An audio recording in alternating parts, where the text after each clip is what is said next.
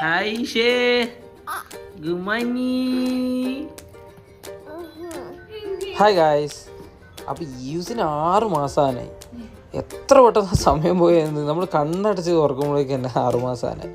അപ്പോൾ അതോടെ തന്നെ പൂജൻ്റെ ഓഫീസും തുടങ്ങി. നാളെ മുതലാണ് പൂജയ്ക്ക് റീജോയിൻ ചെയ്യേണ്ടത്.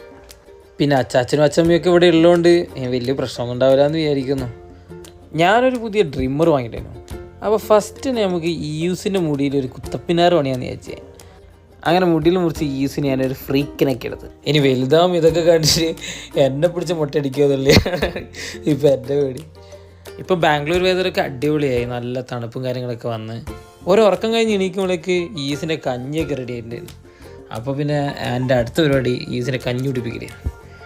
ഇന്നലെ ഓഡിയോ പൂജയാണ് ചെയ്തത്. അപ്പോൾ അതത്ര റെഡി ആയില്ല എന്നുള്ള സങ്കടത്തിൽ പൂജ ഒരു പിസയൊക്കെ ഉണ്ടാക്കി. അപ്പോൾ അത്രയൊക്കെ ഉള്ളൂ. Thank you.